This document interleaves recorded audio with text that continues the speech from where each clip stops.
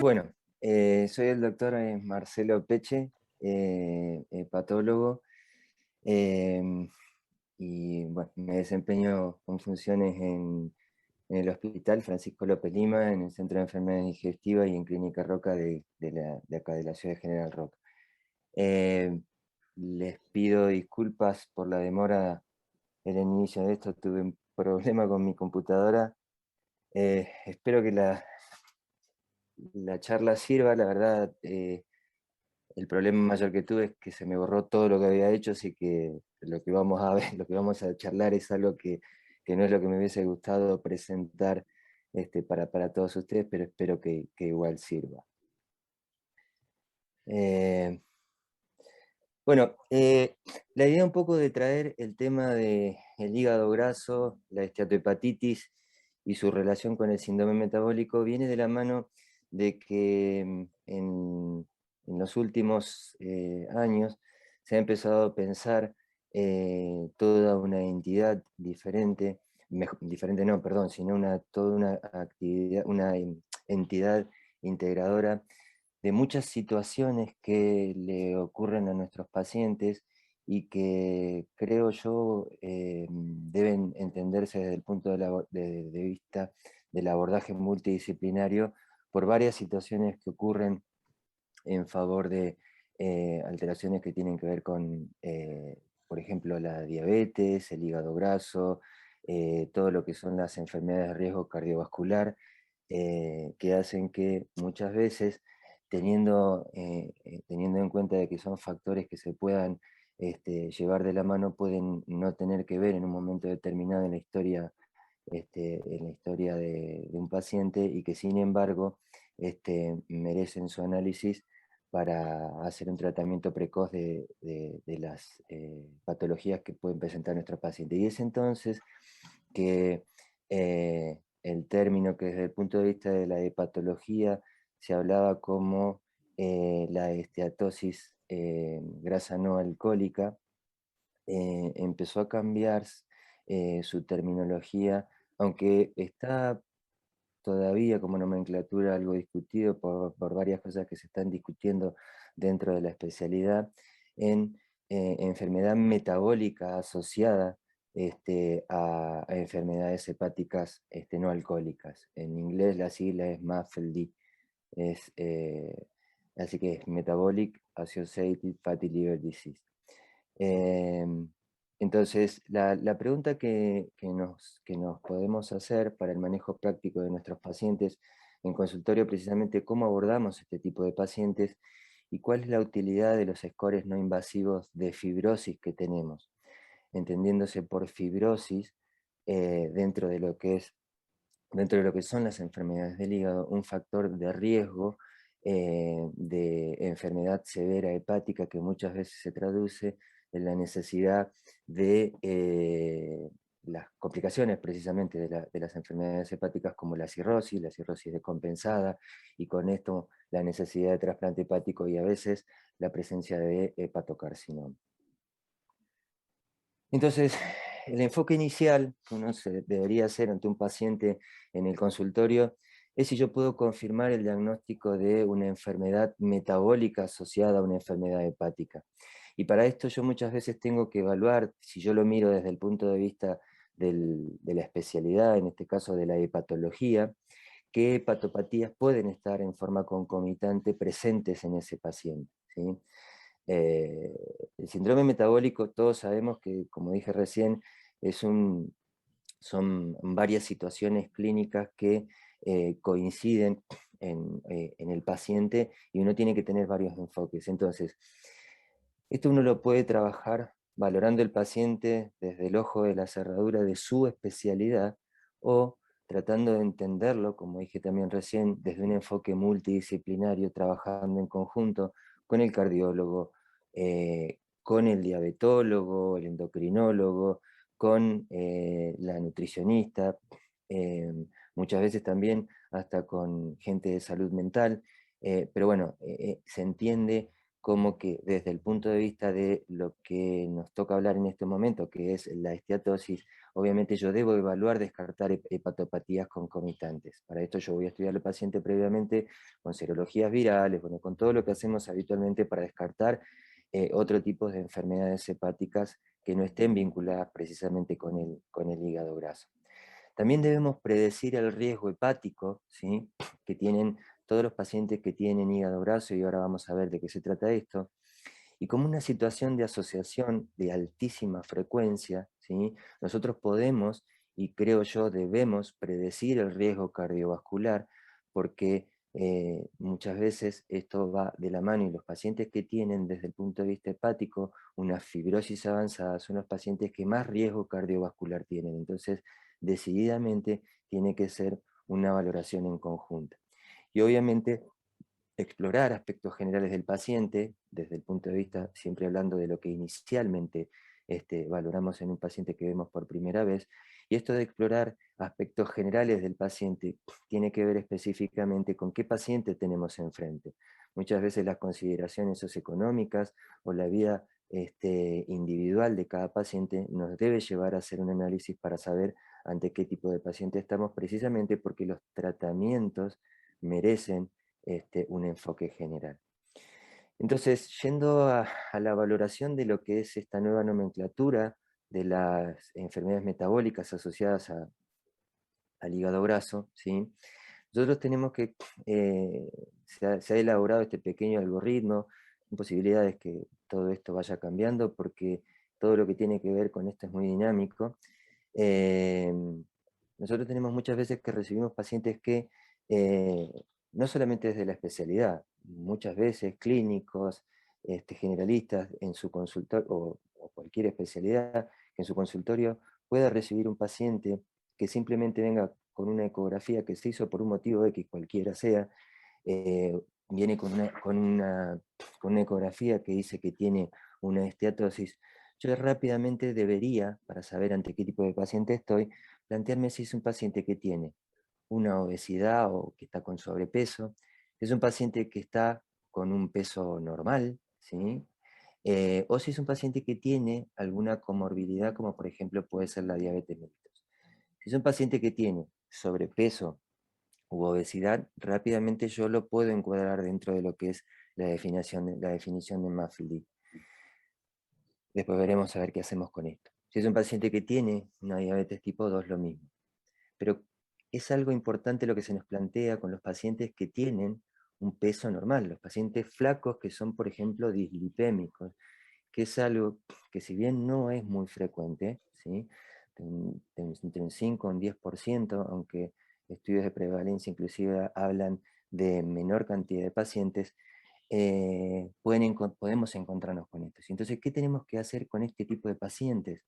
Bueno, tenemos por definición, de acuerdo a los consensos que se han hecho para acuñando este término de MAFLD, es que nosotros, si tenemos la presencia de al menos dos de estas anormalidades avaladas como riesgos, ¿sí?, metabólicos, cualquiera de estas que están acá, ya nos pueden, a pesar de que tengamos un paciente de un hábito delgado, ponernos dentro de lo que es la definición de MAFLD. Y es así entonces que nosotros a todos los pacientes, sobre todo a estos pacientes, debemos valorarle el diámetro de la circunferencia abdominal, ¿sí?, teniendo estos valores que están acá como parámetro de considerarlo como dato positivo, ¿sí? La presión, otro de los parámetros que se valora es la tensión arterial, ¿sí?, entre 13, 130 a 85, son pacientes que estén con valores normales de presión, pero que estén ya bajo algún tipo de tratamiento antihipertensivo. Bueno, la hipertrigliceridemia, o pacientes que estén con tratamiento específico para hipertrigliceridemia, eh, el HDL colesterol menor de 40, ¿sí?, en mujeres, o menor de 50 en hombres, o que estén con tratamiento específico. Pacientes que nosotros los podamos considerar como prediabéticos, o que tengan por definición prediabetes, y en esto probablemente los endocrinólogos, los diabetólogos puedan tener un poco más de autoridad para opinar sobre esto, pero está claro, ¿sí?, que muchas veces los pacientes que vemos con glucemias eh, apenas alteradas, ¿sí?, muchas veces en el consultorio no se les da importancia o no se les da cierto tipo de jerarquía, y son los pacientes que con mayor riesgo de evolucionar a este tipo de alteración, o por lo menos que puedan tomar como definición la posibilidad de entrar dentro de la definición de MAFLD, son los pacientes a los que tenemos que tener consideración. Entonces tenemos que valorar la prueba bueno, la glucemia en ayunas, la prueba de tolerancia a la glucosa, ¿sí? Y la hemoglobina glicosilada con valores que superen el 6,4%. El OMA también tiene su importancia, y la PCR en más de 2 miligramos por litro, ¿sí?, es un dato que también apoya cuando suma a cualquiera de los otros que están arriba.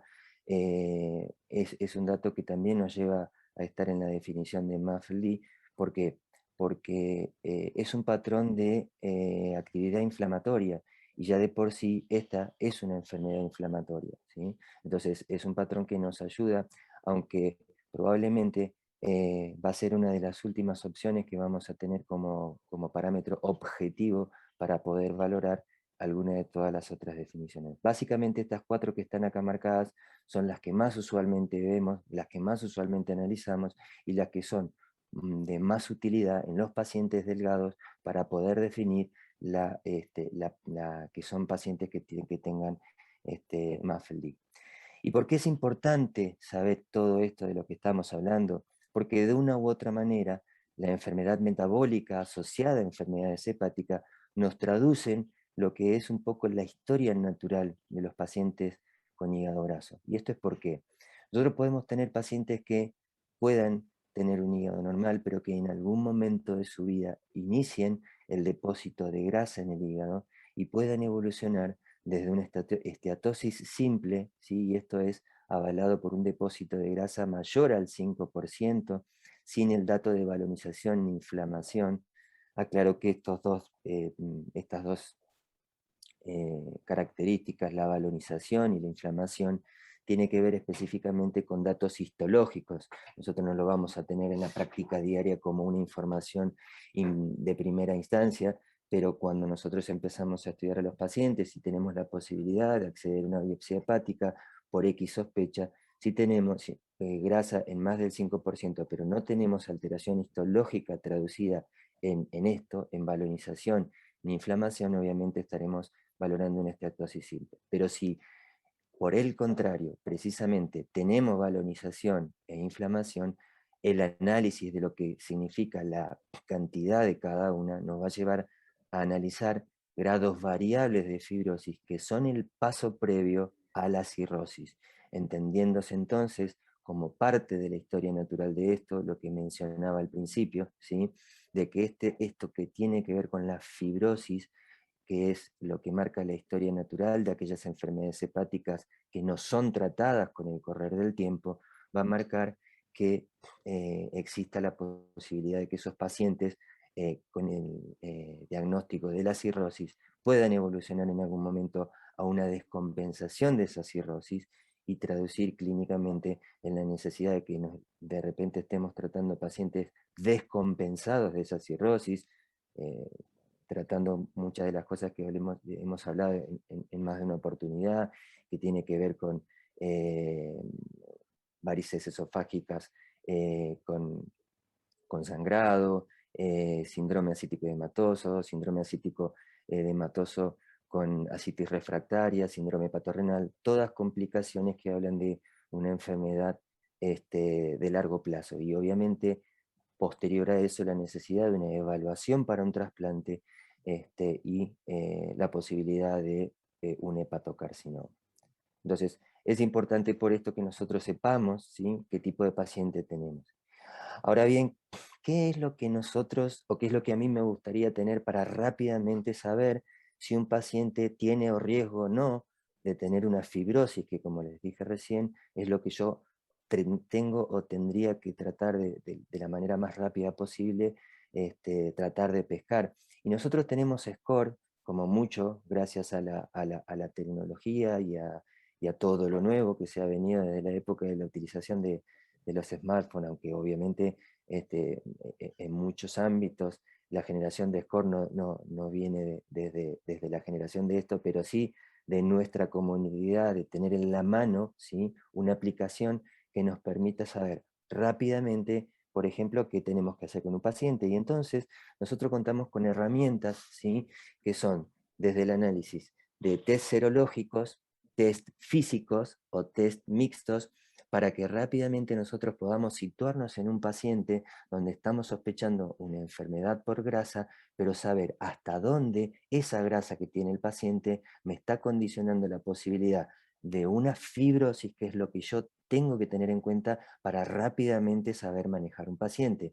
Y entonces, ¿sí?, de los métodos serológicos, el FIB4, el NAFLD Fibrosis Score, y la elastografía por FibroScan en la valoración de los métodos físicos son los que más en forma práctica tenemos, y tenemos más posibilidad de acceso, haciendo la salvedad que los dos primeros son datos que se pueden valorar a partir de un simple análisis de sangre, y la elastografía por FibroScan o por resonancia, si bien son dos métodos que nosotros por suerte tenemos en la zona y que la verdad, a decir de lo que habitualmente se ve a nivel país, en muchos lugares se tienen los métodos estos, por lo cual poder categorizar, estadificar un paciente en relación a la fibrosis en muchos lugares cuesta, y a nosotros por suerte en la zona no tanto.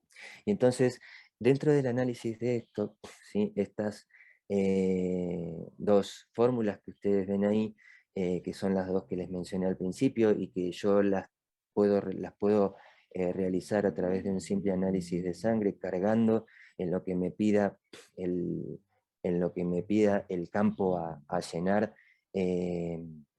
Las puedo cargar con los datos que yo tengo del laboratorio de mi paciente, voy a poder rápidamente valorar o estimar el riesgo de fibrosis. En la práctica se usa más el FIB4, que es el parámetro que ustedes tienen a la izquierda, porque tiene muchos menos datos para llenar.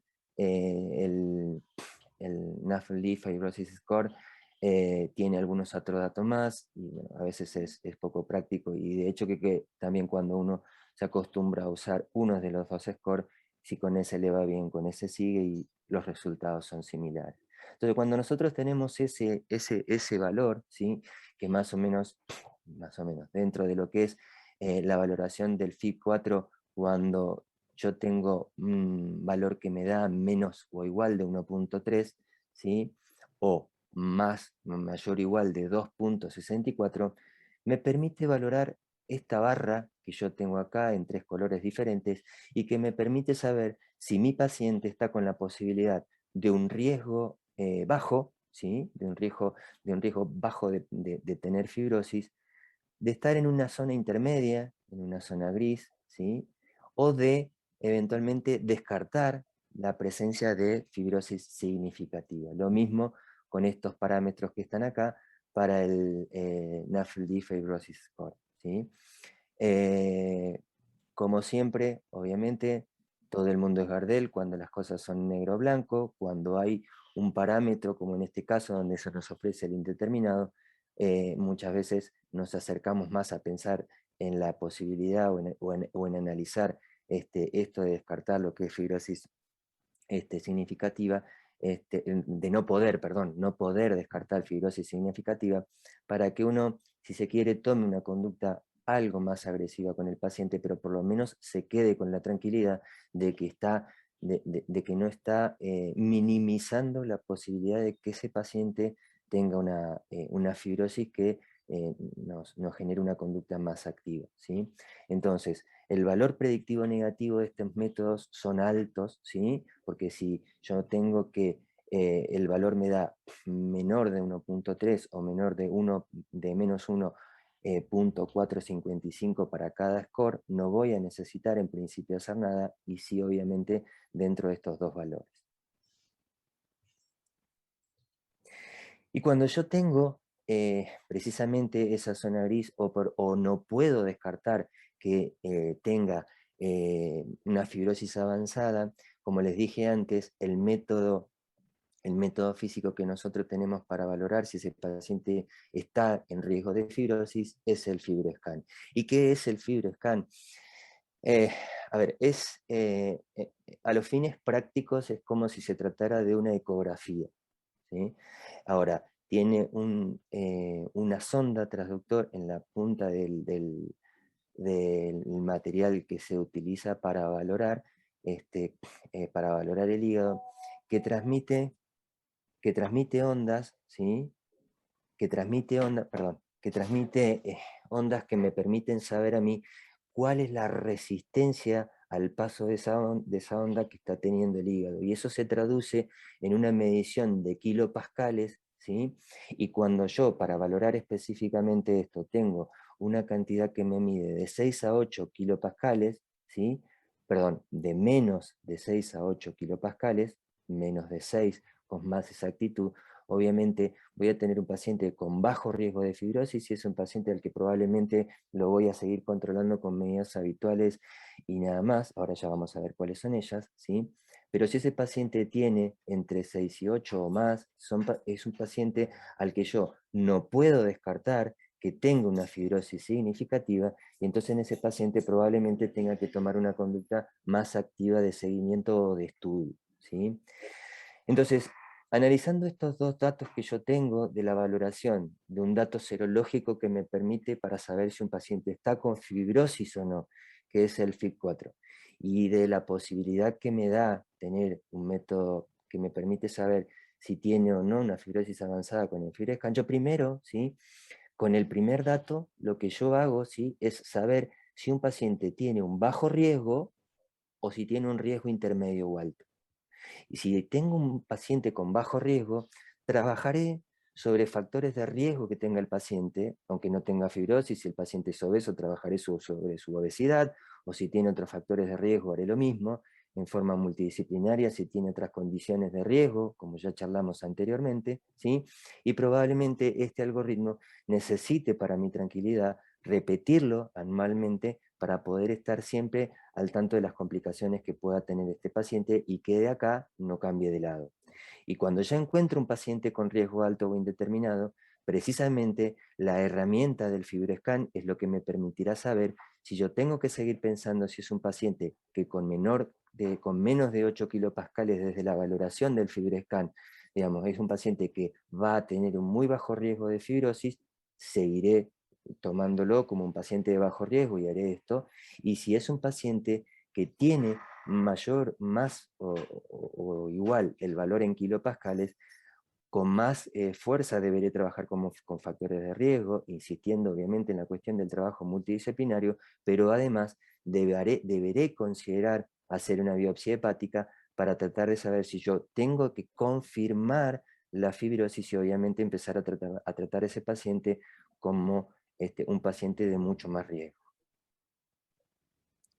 Entonces vamos a analizar dos escenarios puntuales, lo voy a tratar de ser rápido para no aburrir, y en realidad traigo dos pacientes, uno con una actividad física ocasional, con hábitos alimentarios bastante desordenados, con alto contenido de grasas y carbohidratos, ¿sí? Y que dentro de su medicación habitual estaba con atorvastatina por ser dislipémico, y dentro de su alteración tenía una tensión arterial de 120/75, un peso de 70 kilogramos y una talla de 170 que nos daba un BMI de 24,2, ¿sí?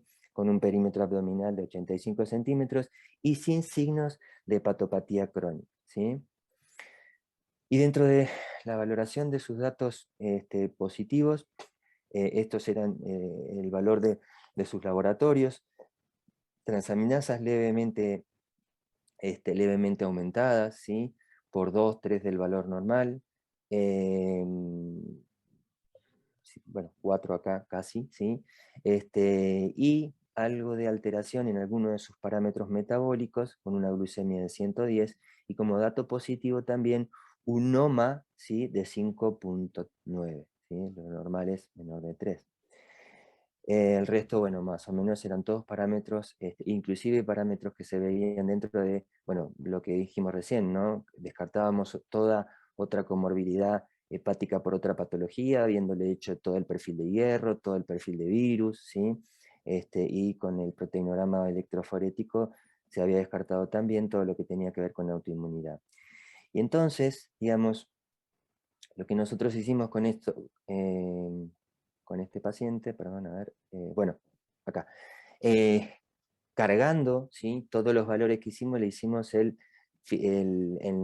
todos los valores que tenían en el laboratorio, cargamos para valorar en el calculador, para valorar el FI4 y el NAFLD Fibrosis Score, y nos dio que teníamos para este 1,72 y 1,22. Caíamos dentro de lo que es el riesgo intermedio, ¿sí? Entonces, ahora vamos para acá, me quedaron mal las diapos, pero bueno, la idea es que igual sirva como ejemplo. Entonces, son pacientes que nosotros a este paciente, ¿sí? Lo teníamos como un riesgo, con un riesgo intermedio o alto, ¿sí? Entonces, ¿qué fue lo que hicimos? Como este paciente nos medía esto, ¿sí? Le hicimos un FibroScan y el FibroScan nos midió menos de 8. Entonces, ¿qué es lo que hicimos con este paciente? Obviamente es trabajar sobre los factores de riesgo. Y le medimos también el riesgo cardiovascular, ¿sí? Porque cuando arrancamos al principio yo les comentaba que una de las metas que uno tiene en el análisis inicial es valorar si yo tengo un paciente con hígado graso por la asociación. Los pacientes con hígado graso tienen mayor posibilidad o tienen aumentada la mortalidad cardiovascular. Entonces yo, pudiéndolo valorar como paciente con una posibilidad de esteatopatitis, yo le puedo valorar el riesgo cardiovascular. ¿Y cómo lo hago? Entrando en esta otra calculadora que es de la American Heart Association, de la Sociedad Americana de Cardiología, para valorar riesgo cardiovascular y llenando también estos campos que están acá y pidiéndole que nos calcule el factor, el riesgo, ¿sí? Teníamos un porcentaje de un 11,2 de riesgo de mortalidad a los 10 años. Entonces, básicamente ese paciente ya nos sugería la necesidad de que iniciara, ¿sí? Aspirina y obviamente estatinas también, ¿sí? O sea, es simplemente tenerlo en cuenta. Entonces, bueno, el riesgo era alto, ¿sí? La mediana era de 5,1 de FibroScan, ¿sí? O sea, era menos de 8 y entonces empezamos a trabajar sobre los factores de riesgo. Ahora, la pregunta que nos podemos hacer, ¿se acuerdan que este paciente tenía un BMI de 24 y algo, ¿sí? O sea que es un paciente que nosotros, desde su hábito físico, lo consideramos ya obviamente un paciente delgado. ¿Qué hacemos para mejorarle la dieta a un paciente flaco que lo veamos con esteatosis? Y obviamente esto es un desafío. Es un desafío porque desde algún tipo de instancia o desde algún lugar, perdón, nosotros tenemos que interrogar al paciente porque ese paciente tiene que cambiar de alguna manera su estilo de vida, porque hay algo que, independientemente de ser flaco, eh, hace que él tenga esteatosis y que de una u otra manera él tenga factores de riesgo y que lo consideremos un paciente que en algún tiempo pueda no irle demasiado bien. Y entonces básicamente es trabajar, ¿sí? Sobre lo que son, sobre lo que se conocen como las fases del cambio, ¿sí? Donde tenemos varios peldaños para subir y donde el más difícil de todo, sobre todo cuando uno tiene que convencer a una persona que es flaca, que se consolide en el mantenimiento de lo mejor una dieta que tiene que hacer, obviamente no para que esté flaco, sino para que cambie algunas cosas de su estilo de vida que hacen de que obviamente tengan la facilidad de que metabólicamente no sea un escenario adecuado el que él tiene dentro de su vida cotidiana y probablemente tenga que ver básicamente sin llegar a generar un sobrepeso con cosas que cambien su estilo de vida. Ahora, un ejemplo, o sea, volviendo un poquitito al análisis de por qué un flaco puede tener esto y desde dónde o desde qué autoridad nosotros podemos recomendarle, ¿sí? con fuerza que se dedique a hacer una dieta, básicamente porque un paciente con esteatosis y con un mal manejo metabólico puede tener un porcentaje de masa muscular o de masa grasa que esté en un desequilibrio y eso sea lo que a mí me dé un paciente flaco pero con riesgos metabólicos. Entonces, insisto que ese es el paciente con el que más hay que trabajar porque es al que más hay que convencer que cambie su estilo de vida, pero obviamente tenemos que tener alguna herramienta. Y desde el punto de vista de lo que se maneja desde la nutrición y probablemente no me quiero meter en un terreno donde probablemente los nutricionistas no solamente sepan mucho más que yo, sino que por ahí hasta este, puedan criticar mi valoración, porque obviamente desde ya no la tengo, pero la idea es que se trabaje básicamente con esos pacientes desde situaciones específicas, ¿sí? de actividades específicas que a mí me lleven a tener una valoración que sea medible en el tiempo, ¿sí?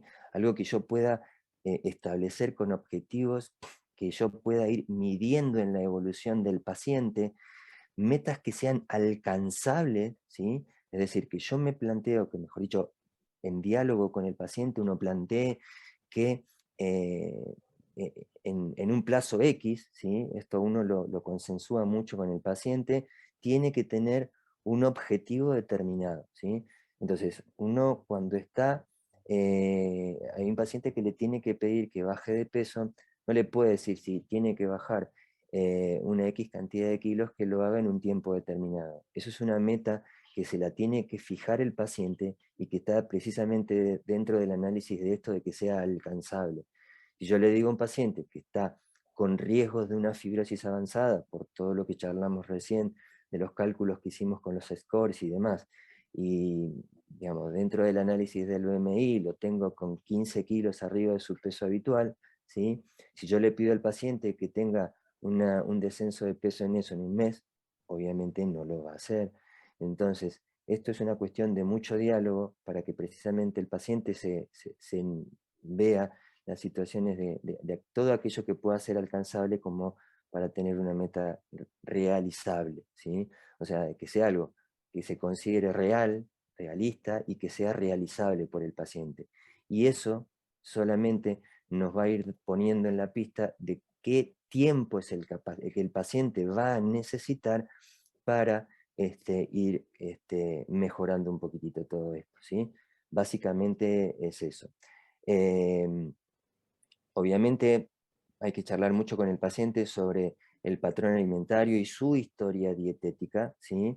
El nivel socioeconómico del paciente es muy importante para el análisis de esto, por eso yo al principio cuando charlábamos de los objetivos que uno se plantea cuando tiene el paciente delante, obviamente es mucho diálogo con el paciente para tratar de que uno también se involucre con la historia del paciente y saber qué es lo que le va a exigir al paciente desde el punto de vista de lo que el paciente necesita para mejorar, ¿sí? Y obviamente los cambios en la calidad nutricional que tienen que ver, insisto, bueno, obviamente esto es mucho más manejo de la nutrición, pero con mensajes cortos y claros en relación a un patrón de alimentación específico que el paciente pueda concretar, pueda seguir para que las metas sean rápidamente alcanzadas. Desde la teoría, la dieta mediterránea es lo que uno tiene que inculcar y disminuir el consumo de productos ultraprocesados, obviamente es también. La dieta mediterránea, bueno, es esto, ¿sí? Está muy en boga, se habla mucho, a lo mejor yo creo que poco se conoce, pero también porque, eh, bueno, tiene un cierto costo que a veces es poco realizable, ¿sí? En realidad, en relación al ejercicio, ¿sí? Que este es otro tópico importante porque eh, hoy en día, ¿sí? Y esto estaba con mucho detalle en la presentación anterior que había hecho, y de hecho que había tenido un par de ejemplos, pero bueno, eh, hoy en día, ¿sí? Eh, podemos estar hablando y hay publicaciones, y hay artículos, y hay un trabajo no solamente desde la hepatología, sino desde distintas especialidades. Hoy en día son referentes en hígado graso, en esteatosis hepática en esto, en MAFLI, en esteatohepatitis, son referentes endocrinólogos, son referentes diabetólogos, porque es un tópico, es un tema donde, como decíamos al principio, muchas especialidades se están entrelazando, ¿sí? Pero la realidad es que mucho podemos saber de todo esto, pero si yo tengo que ser concreto o cualquiera de ustedes me preguntaran, bueno, ¿y cuál es el tratamiento que podemos ofrecerle al paciente? Porque como vieron hasta ahora de tratamiento no les mencioné absolutamente nada, más allá de la dieta que charlamos recién. Lo único que existe hoy en día es, la dieta y el ejercicio, ¿sí?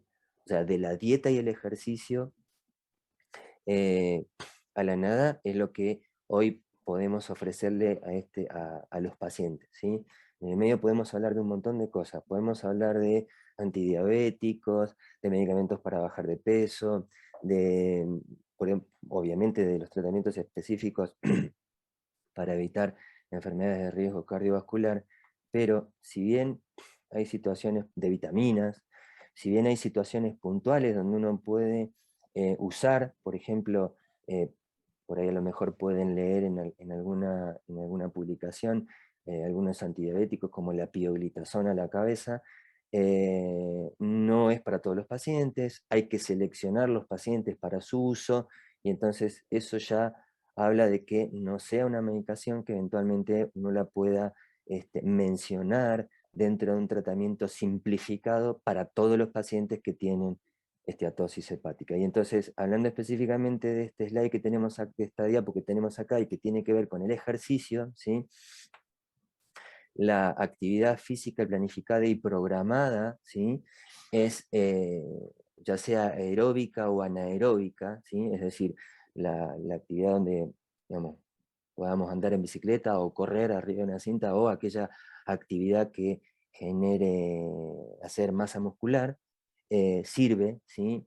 Y se está, digamos, y está estipulado que entre 150 y 200 minutos semanales de actividad física moderada están más que bien para, para evitar, o mejor dicho, para ayudar a los pacientes que tienen esteatosis o esteatohepatitis. En el medio, obviamente, podemos discutir cómo serían esos ejercicios y demás, pero bueno, básicamente desde tratar de llevar al paciente de un estilo de vida sedentario a 300 minutos semanales, al menos 2 veces por día a la semana, con entrenamientos de fuerza o aeróbicos, hay un camino a seguir, pero que ese camino tiene que ver con la motivación que nosotros le hagamos o le entreguemos al paciente, charlando, insisto, mucho con el paciente para ver, eh,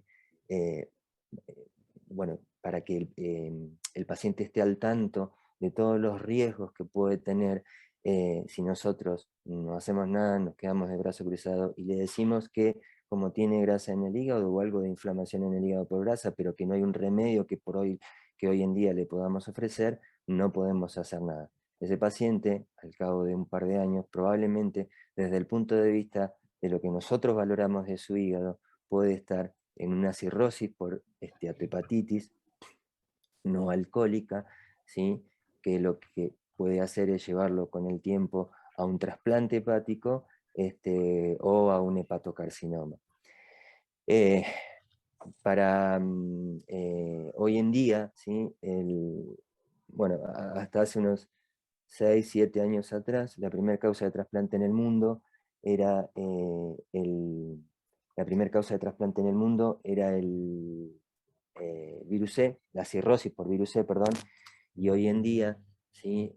La primera causa de trasplante en el mundo es mejor dicho, bueno, está empezando a ser, ya se están equiparando la cirrosis por esteatohepatitis no alcohólica, y esto tiene que ver con que los nuevos antivirales de acción directa que se usan eh, para las hepatitis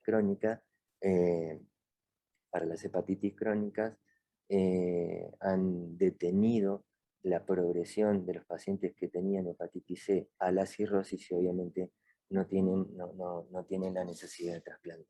Así que bueno, esto es un poco lo que quería comentarles algo de todo esto. Tengo ahí, bueno, esto es otro caso, comentamos rápidamente, en sexo femenino, con un BMI aumentado, vean acá 46,6, con diabetes tipo 2, ¿sí? Sin actividad física habitual, también con altos contenidos de grasas y carbohidratos en su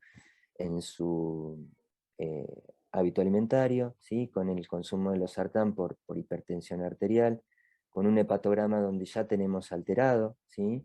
O sea, si nosotros tenemos una grasa en el hígado con un hepatograma alterado, básicamente, obviamente, estamos ante la presencia de una esteatohepatitis, o sea, ya no es un hígado, una esteatosis simple, sino es una esteatosis que ha movido las transaminasas, por lo tanto ese hígado se está inflamando y eso se traduce en una esteatohepatitis, ¿sí? Con alteración de parámetros metabólicos, con una glucemia alterada, con un OMA alterado también, ¿sí? Y con una resistencia a la insulina. Una ecografía de bordes lisos, ¿sí? Y que básicamente hablaba de la presencia de una esteatosis difusa, haciéndole la valoración de este cuadrito, ¿sí? Para saber si estábamos ante la posibilidad de la presencia de un MAFLD, obviamente por las características, entre otras cosas, de su BMI, ya cumplía el criterio de definición de MAFLD. Analizando los calculadores serológicos, tenía, ¿sí? Entraba dentro de lo que necesitábamos tener como actitud, o mejor dicho, hacer aquello que nos permitiera descartar la presencia de fibrosis, porque lo teníamos o nos quedaba en un riesgo indeterminado después de haber hecho la valoración por los calculadores. Le hicimos un FibroScan, tenía un FibroScan aumentado, ¿sí? Perdón, en realidad lo tenía aumentado, pero no mayor a 8, ¿sí? El riesgo cardiovascular de este paciente nos daba más o menos básicamente lo mismo, ¿sí? Perdón. Y en realidad este paciente, ¿sí? merece el análisis merece el análisis del paciente obeso, y por lo tanto, si yo lo tengo con 7,2 de fibrosis, ¿sí? es menor a 8, por lo tanto, a pesar de todas las comorbilidades que tiene, es un paciente donde probablemente no requiera más que trabajar sobre sus factores de riesgo, la hipertensión, la diabetes, la hipertensión, sí, la diabetes, o mejor dicho, valorarlo para ver si está eventualmente en una prediabetes, que ya de por sí también podría ser una indicación por definición de que estamos ante un MAFLD, y obviamente la obesidad. Así que bueno, básicamente estos dos ejemplos quería traerle. Pido disculpas si hay algo que no fue lo práctico, lo didáctico, pero bueno, probablemente si en algún otro momento puedo armar la charla que tenía pensado, creo que va a ser mejor para, si se plantean dudas desde el punto de vista del tratamiento y demás, por ahí poder charlar. Así que bueno, creo que con eso estamos. Descompartí la pantalla, Marcelo. Esto es... Ahí estamos. Bueno, no sé si alguien quiere hacer alguna pregunta. No, yo te quería, en realidad tengo 1000 preguntas para hacerte, pero bueno, tampoco lo voy a hartar, porque nada, en mi actividad diaria veo, digamos, permanentemente pacientes con este problema, pero bueno, puntualmente uno, digamos, preguntarte así en algo más técnico con respecto al cribado genético, si vos tenés alguna información un poco más, digamos, esa es la primera pregunta, ¿no? Después tengo otra. Si hay algún cribado genético hoy que esté más disponible, más allá de la investigación, como para poder empezar a clasificar fenotípicamente de alguna forma estos pacientes como un predictor más precoz de qué pacientes van a ser fibrosos y cuál no. Y si hay alguna cuestión, digamos, práctica, decir, bueno, hay un antecedente en la familia o algo que uno pueda pesquisar en la consulta para decir, bueno, este paciente va a ser más rápido fibrosis que otro, y de la genética, si existe una relación entre mujeres y hombres, por ejemplo. Está bien.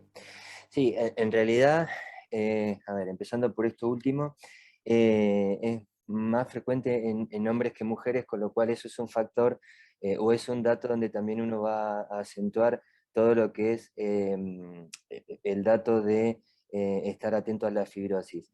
Cuando yo hablaba de que a veces uno encuentra en la práctica diaria de que estos pacientes que tienen un síndrome metabólico, por ahí los empieza a interrogar y ve que ven al endocrinólogo, al diabetólogo, que ven al clínico, que a veces es al clínico o al generalista, que es el que lo termina derivando a la especialidad, o que ven, o que ya vienen con algún manejo del nutricionista. Cada uno lo va mirando por el ojo de la cerradura de su especialidad, y yo creo que eso es un dato muy importante que tenemos que tratar de ver si desde algún punto de vista se puede manejar en forma multidisciplinaria, porque desde el punto de vista de la hepatología, nosotros lo que más dato, más importancia ponemos en tratar de pesquisar a aquellos pacientes que tengan o que puedan hacer una fibrosis avanzada, que son los pacientes que no queremos tratar después con una cirrosis descompensada o con la necesidad de un cáncer, de un trasplante hepático, o de encontrarnos que estamos tratando un hepatocarcinoma. Lo que nosotros vemos desde el punto de vista de la hepatología es que los pacientes que más rápido hacen fibrosis, que tienen una esteatosis hepática simple, digamos, pero que son pacientes que además tienen trastornos metabólicos, tienen diabetes, tienen obesidad, tienen hipertensión arterial, son esos pacientes más rápidamente hacen la complicación hepática. Y que entonces, por eso, desde el punto de vista de la especialidad, cuando nosotros tratamos de hacer esta cuestión que yo decía de los calculadores para saber si esos pacientes, qué tengo que hacer, si tengo, o sea, cómo yo voy a estudiar la fibrosis, ¿sí? Si yo tengo que, digamos, ubicarme con esos pacientes, yo tengo que saber, más allá de que me enfoque para saber si está con un hígado fibrótico o no, todo el resto de su historia, porque a mí me va a beneficiar saberlo, porque yo sé que esos pacientes, si tienen muchas comorbilidades que no tienen que ver con la hepatología, van a ser sí una fibrosis avanzada en un corto plazo. Por eso a mí también me tiene que interesar que ese paciente esté bien controlado por el diabetólogo, que tenga todos los parámetros cardiovasculares en orden, ¿sí? O sea, eso es desde el punto de vista de lo que tiene que ver con lo que a uno le interesa desde cada lugar. Con respecto al cribado genético que me preguntabas, ¿sí? En esto se está avanzando bastante y en eso también un poco... eh, a ver, a veces uno trata de ser objetivo y creo que cuando uno trata de ser objetivo en el análisis de una patología, al menos yo trato de pensarlo así, cuando uno trata de ser objetivo, empieza a fijarse cuál es la utilidad en la práctica diaria que nos dan las cosas que nosotros tenemos al alcance de la mano para poder valorar lo que a un paciente le pasa. Y nosotros estamos hablando esto de la posibilidad de que existe un método genético que a nosotros ponga en la pista qué hacer con un paciente y sin embargo no podemos ofrecerle más que baje de peso y que haga dieta. Entonces, yo creo que, digamos, obviamente esto tiene que ver y es terreno de investigación y se va a ir avanzando en muchas cosas, ¿sí? Pero bueno, en relación concretamente a lo que me preguntabas, ¿sí? Hay estudios genéticos que han demostrado, ¿sí?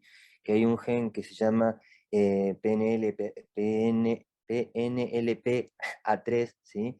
Que los pacientes que codifican con ese gen, ¿sí? Aparentemente tendrían más riesgo de hacer esteatosis a partir de cuestiones metabólicas que terminan haciendo depósito de grasa en el hepatocito. Entonces, ¿cuáles son los pacientes que yo más voy a tratar de investigar si tuviese la posibilidad de hacerle ese testeo genético? Los pacientes que tengan esteatosis y comorbilidades aumentadas que me hagan pensar a mí que en algún momento pueden hacer fibrosis avanzada. Entonces, esos pacientes son los que yo por ahí a lo mejor más voy a estar atento a ver si en algún momento van a progresar a la fibrosis, ¿sí? Pero test que a mí me permitan saber ¿qué paciente va a hacer o no una fibrosis avanzada? No, al menos no lo desconozco. Perfecto. No sé si contesta Marcos tu pregunta. No, esto es perfecto, no.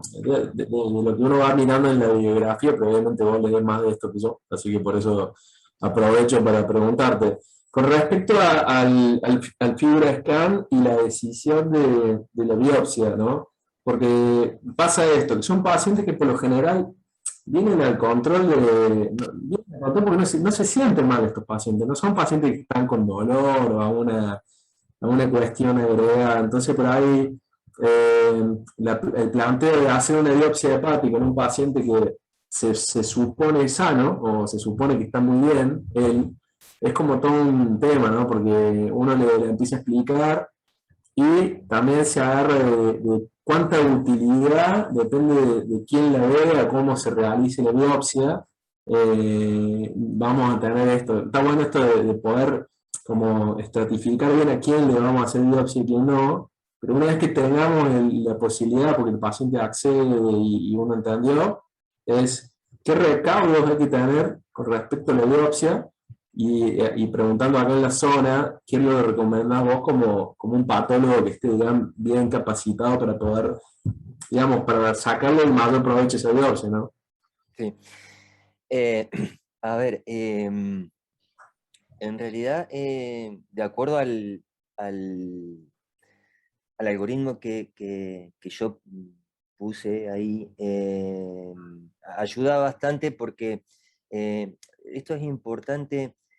Hay una parte del algoritmo es que claramente lo puede hacer cualquiera, y esto es a propósito. En realidad, yo veo pacientes en el consultorio que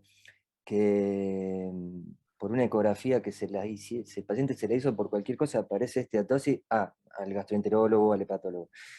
En realidad hay muchas cosas que podría hacer el clínico, el generalista, que es a donde se apunta a nivel de las sociedades científicas, es decir, que el médico de atención primaria sea la primer barrera del tratamiento de estos pacientes, para que llegue a la especialidad aquel paciente que necesita una valoración específica porque tenga mayor riesgo. Entonces, los test serológicos se hacen, eso discrimina, por lo menos mínimamente, como tienen, como decía yo en la presentación, un alto valor predictivo negativo, o sea, son pacientes que me van a ayudar digamos, a pensar en descartar cuáles son los que yo probablemente no vaya a estudiar, al menos al principio, y sí cuáles son los que yo tenga que estudiar. Hoy el FibroScan, antes cuando no teníamos el FibroScan, el paso siguiente era la biopsia. Y hoy tener el FibroScan nos permite hacer un segundo paso para saber si puedo optar por continuar siguiéndolo al paciente clínicamente o la necesidad de la biopsia. Y yendo específicamente a la pregunta, por suerte, lo que yo necesito valorar de la biopsia de un paciente al que le estoy buscando, en este caso, la presencia o no de fibrosis, es algo bastante sencillo de ver, ¿sí? Salvo que sea una biopsia muy escasa, digamos, ¿sí? O sea, una biopsia mala desde el punto de vista de la técnica de la toma, digamos, si a mí la biopsia me muestra que en el tricrómico, que es una valoración que hace el patólogo, una tinción que hace el patólogo, me muestra que tiene fibrosis, que se ve fibrosis, ya con solo eso me alcanza para saber que es un paciente de alto riesgo, ¿sí? O sea, básicamente es eso, ¿sí? Obviamente sirve, no hay dudas, digamos, cuando hay una fibrosis avanzada, se llama F3 o F4, F4 es la cirrosis, ¿sí? Cuando, en ese caso no hay mucha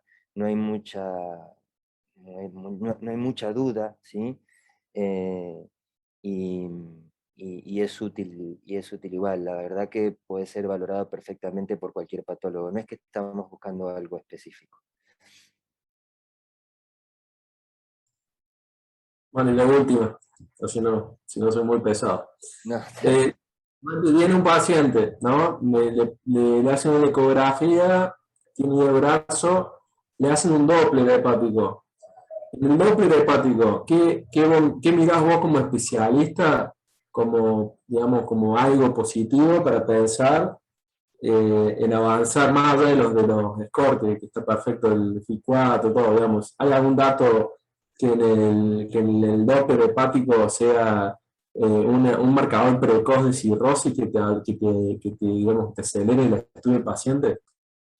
Sí, lo que cambia el índice de resistencia a la arteria hepática, ¿sí? O sea, hay algunas cosas que deberían informarse, en el Doppler. Por lo general se hace de rutina todo, sino por ahí uno por lo general, no solamente en esto, sino en la práctica cotidiana, en más o en menos sabe con qué imagenólogo trabaja, y entonces por ahí sabe que cuando alguien le pide alguna imagen especial a un paciente, o específica a un paciente, no especial, específica a un paciente, por ahí le dice, che, mírame tal cosa, mírame tal otra, este, hasta que el paciente, hasta que el imagenólogo, acostumbrado a trabajar con uno, después ya no necesita buscar lo que uno pide porque lo hace automáticamente. Al menos eso me pasa en la práctica diaria. Pero específicamente en relación a lo que vos me preguntás, sí hay parámetros que a nosotros nos ayudan a saber si hay signos indirectos de hipertensión portal. Son esos signos indirectos, que es lo que a mí me ayudan a saber, por ejemplo, en un paciente que venga con esteatosis hepática y yo le hago un Doppler y tiene signos indirectos de hipertensión portal, y probablemente a ese paciente sí le haga un fibroscan, digamos, pero con alta chance de saber de que probablemente me vaya a dar un valor de corte mayor mayor a 8 kilopascales, porque ya tiene signos indirectos que a mí me hacen pensar en la posibilidad de una cirrosis. Si de repente antes del fibroscan le hice una endoscopía porque le estudié otra cosa y tiene varices, probablemente ya no haga el fibroscan, porque voy a tener el diagnóstico con las varices de que vi la endoscopía, más con los signos indirectos que me da el Doppler, ya voy a saber que es un hígado cirrótico, y que por la esteatosis, que debe haber evolucionado en el tiempo, esteatohepatitis y cirrosis, obviamente es un paciente que ya tiene el diagnóstico de una cirrosis hepática, y ya lo voy a manejar dentro de lo que es el screening de las complicaciones de la cirrosis.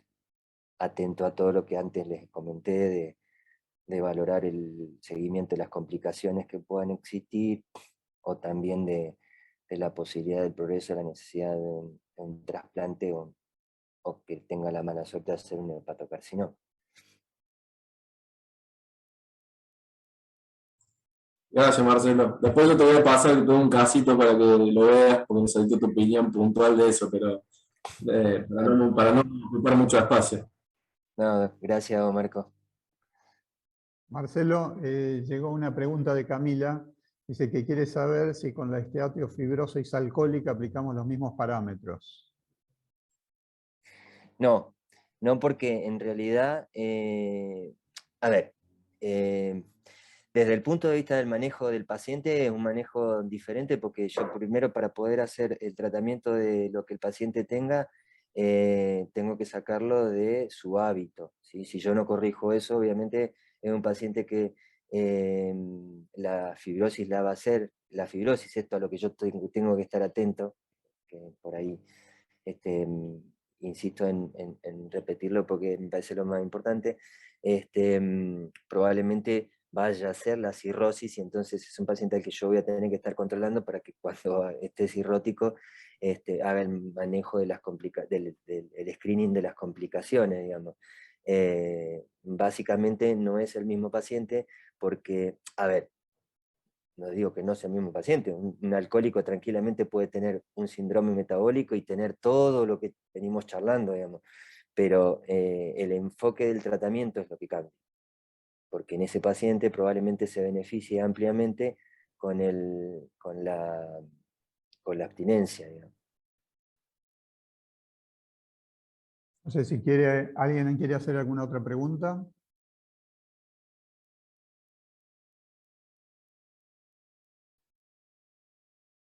Bueno, si no hay preguntas, te agradezco, Marcelo. En realidad me llamó la atención una cosa que que dijiste con respecto a ver desde el ojo de la cerradura y rápidamente hablando del ojo de cerradura de la especialidad y rápidamente recalcar de que esto tiene que ser de enfoque multidisciplinario. Así que yo creo que fue útil para todos, un gran nivel científico, y para el que es buen docente como vos, no, si no tiene todas las diapositivas, alcanza con un lápiz y un papel, así que no, no se notó el problema de la diapo. Así que bueno, no sé si querés hacer algún comentario final. No, a ver, bueno, pedir disculpas por el atraso. Yo quería mencionar algunas otras cosas, más que nada desde el punto de vista de la epidemiología, que a veces es más útil para el clínico, el generalista, para el que está en la primera atención, digamos, del paciente, porque yo entiendo que a mí no me molesta ver los pacientes que, como dije recién, con una ecografía en la mano vienen porque alguien les dijo que tiene un familiar, les digo que tiene grasa en el hígado, que lo tiene que ver un hepatólogo. No tengo problema en hacerlo, pero a veces está bueno que eso se reconozca. Hay muchas cosas que puede hacer el médico de primera línea y en los lugares del mundo donde por ahí se puede trabajar en equipo y está muy coordinado, muy aceitado todo esto, tienen equipos de trabajo donde a veces hasta una enfermera hace un fibroscan, y cada uno tiene organizado su trabajo, y el médico generalista o el de atención primaria o el clínico, que es parte del mismo grupo, sabe cuáles son los pacientes que tienen que pescar para que se hagan un fibroscan y cómo va a ser el seguimiento de ese paciente después. Entonces, la inquietud es de que la información que le pueda llegar a aquel médico, que es el primero que ve al paciente, tenga las herramientas como por lo pronto para empezar a ver el paciente, y evacuar todas las dudas que tenga el paciente en relación a lo que le pasa, y que por ahí a lo mejor a la especialidad trate de llegar a aquello que sí ya tiene más, digamos, una cuestión de control específica de lo que pueden ser complicaciones y demás, que es lo que hace que hay que estar atento muchas veces a que un paciente tenga que estar, por ejemplo, conectado con un centro de trasplante. Pero bueno, el objetivo es tratar de que se pueda armar una red de manejo de paciente, donde por ahí a lo mejor cada uno tenga un rol y que cada vez más podamos interrelacionarnos más, qué sé yo, es difícil, cada uno tiene diferentes lugares de trabajo, diferentes tiempos, diferentes cosas, pero si bien las señales a veces son muy malas de celular y de internet, tenemos el teléfono y la idea es que estemos comunicados al menos por esa vía para tratar de ver qué hacemos con los pacientes, para que los pacientes no estén dando vuelta de gusto. Nada más. Bueno, Marcelo, muchas gracias. En nombre del Comité de Docencia de la Clínica Roca, te agradezco a vos, le agradezco a todos los presentes y les recuerdo que todas las charlas del Comité de Docencia vía YouTube se suben a la página de la clínica, que es fácil, clinicaroca.com.ar. Ahí entran en Comité de Docencia y están los videos. Más o menos salen 2 o 3 días después de la charla esta, aparecen y están todos los ateneos previos, así que si alguno por ahí necesita repasar, están disponibles, ni siquiera hay que registrarse y están disponibles. Así que bueno, muchas gracias a todos, gracias Marcelo y gracias a todos por su presencia. Gracias. Muchísimas gracias, saludos. Gracias. Adiós, Nos vemos, adiós. gracias. Muchas gracias, nos vemos. Hasta luego.